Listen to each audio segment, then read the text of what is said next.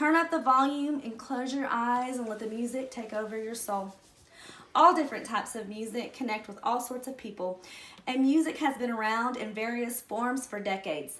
In the 1980s, music changed in various ways, from the diversity of music to the way we listen to music, even to the introduction of music television. And looking back over the periods of music, I believe the 1980s has the largest diversity of changes. While some genres had been around for a while, others were just getting started. New genres formed, including punk rock, heavy metal, and hip hop. And you can say these new genres took over the world by storm.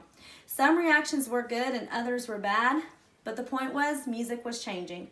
In January of 1986, the Rock and Roll Hall of Fame held the first induction ceremony, and the platform for people being recognized by their contributions to the music industry had started. Men and women were pursuing their passion for creating music, and in the 1980s, female artists were burning up the charts.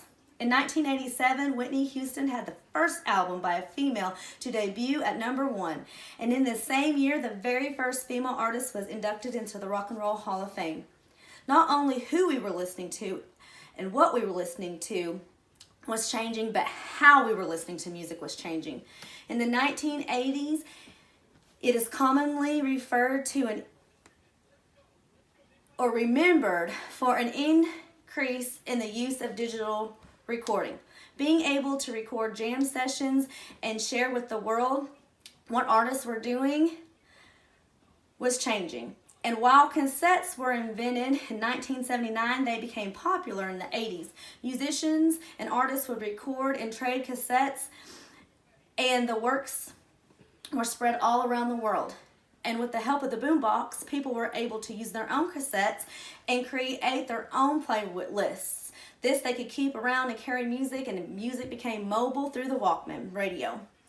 But the newest sensation that appeared in the early 1980s was the form of a compact discs, or what we know them as CDs. These changes just showed that over more time, changes could help the music scene.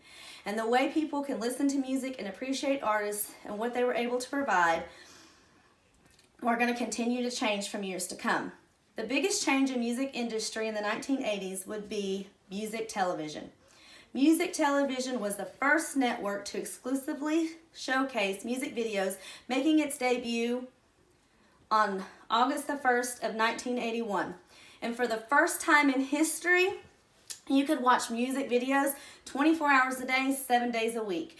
And during this time, image was just as important as music, and people paid attention to what artists were wearing and how they portrayed themselves.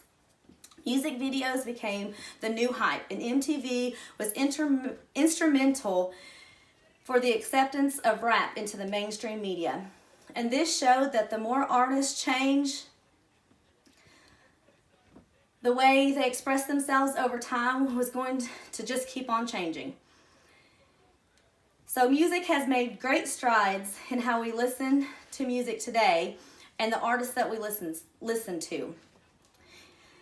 This has changed through the way they are recognized now, from the Grammys to the MTV Music Awards.